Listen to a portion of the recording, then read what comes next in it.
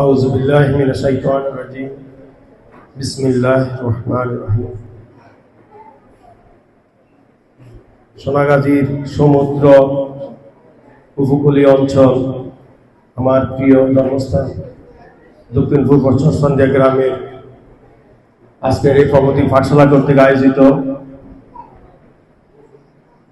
রচনা প্রতিযোগিতা এবং সঙ্গীতের প্রতিযোগিতার পুরস্কার বিতরণ অনুষ্ঠানের সম্মানিত প্রধান অতিথি, মঞ্চে উপবিষ্ট মেহমানবৃন্দ, বিভিন্ন মিডিয়া ব্যক্তিত্ব, আমার সম্মুখে উপস্থিত ছোট্ট কচি কাঁচা শিক্ষার্থীরা যারা প্রতিযোগিতা অংশগ্রহণ করার সাথে সাথে তাদের মাদেরকেও ধন্যবাদ জানাচ্ছি।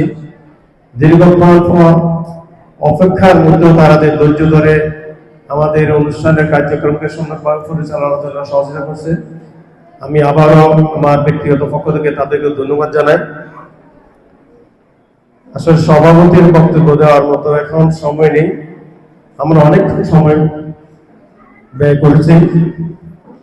আসলে আমার এই নিজ মাতৃভূমি, নিজ এলাকা, যেখান থেকে আমার বেড়ে ওঠা, এরকম একটা পরিবেশ যেটা আমরা কল্পনা করতে পারি নাই। আমার অনুজ কিছু ছোট ভাইদের অক্লান্ত পরিশ্রম এবং সাধনার পরে 2006 সালে যখন প্রগতি সমাজ কল্যাণ পরিষদ হাঁটি পা করে এগিয়ে যাচ্ছে, ধাপে ধাপে তারা বিভিন্ন কার্যক্রম হাতে নিয়ে পর্যায়ে নিয়েছে। আজকের এই দিনে আমি গভীর শ্রদ্ধার সাথে স্মরণ করি যারা প্রগতি কার্যক্রমের শুরু থেকে উপদেষ্টা হিসাবে আমাদের এই যারা প্রগতি কার্যক্রমের সাথে জড়িত তাদেরকে সহযোগিতা করছেন, মরহুম ইদ্রিস মামা, জামাল ভাই এবং মাওলানা জিয়াউল হক সাহেবকে আল্লাহ তাদেরকে জান্নাতুল ফেরদাউস নসিব করুন। আমি সাথে সাথে স্মরণ করি এই এলাকার কৃতি সন্তান যারা এই প্রগতি সমাজ কল্যাণ সাথে যারা সংশ্লিষ্ট আছে তাদেরকে সার্বিক সহযোগিতা দিয়ে, বুদ্ধি দিয়ে, পরামর্শ দিয়ে যে কোনো বাধা আজ এই পর্যায়ে নিয়ে আসছে।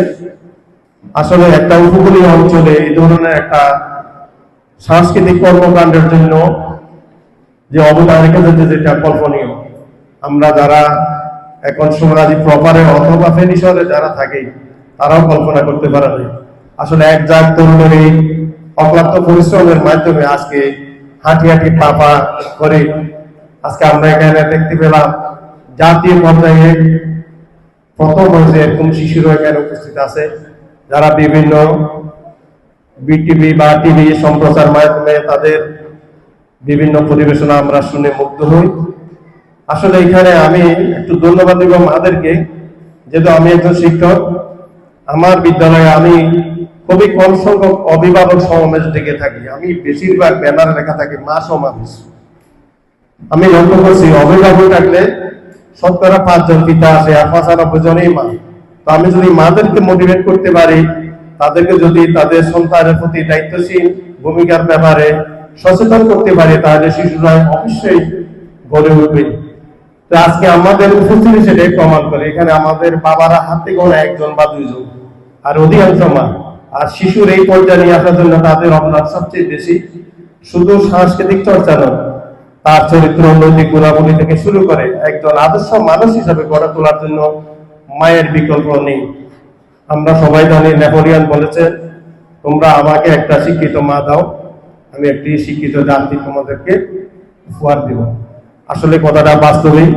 আমরা যদি আমাদের মারা সচেতন থাকি, যেখানে অ্যান্ড্রয়েড মোবাইলের কথা বলা হয়েছে, আসলে এটা সুফল এবং কুফল আছে, কিন্তু আধুনিক বা বর্তমান প্রজন্ম বেশিরভাগ খারাপ পথে পরিচালিত হওয়ার কারণে আমাদের অনেক শিশু লেখাপড়া বাদ দিয়ে সারাক্ষণই সেটা নিয়ে ব্যস্ত থাকে। অনেক মারা দেখা যায় তার সন্তানকে মোবাইল দিয়ে দিচ্ছে। এটা থেকে আমাদেরকে অবশ্যই বিরত থাকতে হবে।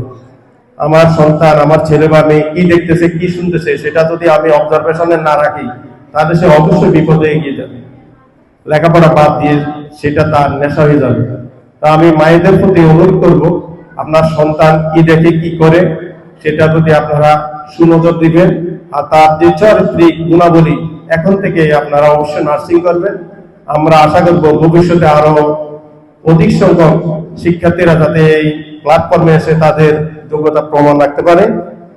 আর সর্বশেষ আমি যারা আয়োজন করে আজকে এই অনুষ্ঠানকে সাফল্যমণ্ডিত করার জন্য অবদান রেখেছেন, বিশেষ করে আমার অনুজ শরীফ মাহমুদ সহ হুসাইন মাহমুদ, নাসির আহমদ বা এই সংস্থার সাথে যারা জড়িত আছে সবাইকে আন্তরিক মোবারকবাদ জানাচ্ছি এই সুন্দর পরিবেশনা করার জন্য।